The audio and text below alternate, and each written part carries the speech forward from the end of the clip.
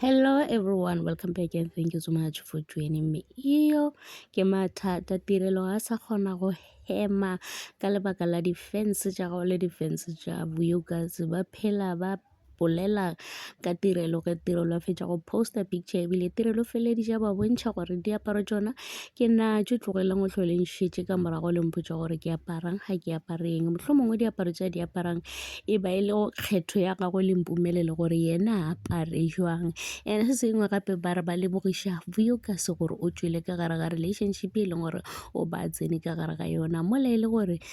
ba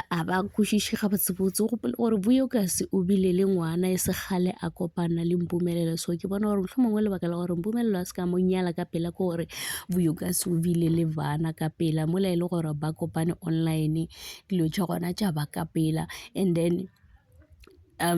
mpumelelo a sehlo a focusa mo go nompumelelo a bona gore mpumelelo ga a sa mo fa lerato le e leng gore be a mo fa lona a napa a tswa ka gare ga relationship so Vuyokas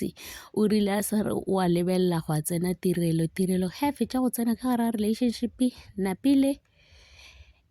mpumelelo a tswela pele a thoma go focusa go tirelo a sehlo a lebeletše Vuyokas a lebelela tirelo le banyana ba bangwe e leng gore ba gona so tirelo yena gore o kwešiša gore e se tempo ke eng ka ge e le gore motho a thomileng a ratana le yena o ba phela a cheata a ratana le batho ba bangwe mola e le gore yena ga a nyake dilo tša gore motho a se ka ba mmotša se leng sona so o rile ge a humana mpumelelo a bona e le gore go kaone gore ke tsene ka gare ga relationship e leng gore ke tlo botšiwa dinnete a gona le maaka e leng gore ba tlo mpotša ona ka gore kwa ke tšwang ke mathata fela bannyana ba phela ba tsena ke sa tsebe selo so yena o a kwešiša gore e se tempo ke eng ke ka lebaka le e leng gore o kgotleletše mpumelelo le ge e le gore batho ba bantši ba mona o kare ga se a felela monagano ge e le gore yena o dumelela go ratana le mpumelelo mola e le gore mpumelelo o iša seriti sa gagwe fase ka go tsentšha makgarebe a mantši ka gare ga relationship mara yena o re yena o a tseba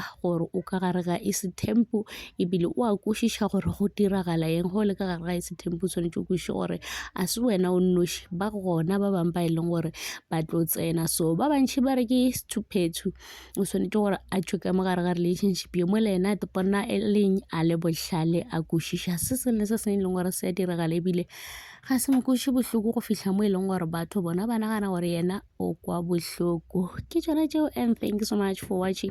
Please don't forget to like, comment and subscribe. Lerato ke leo, tada.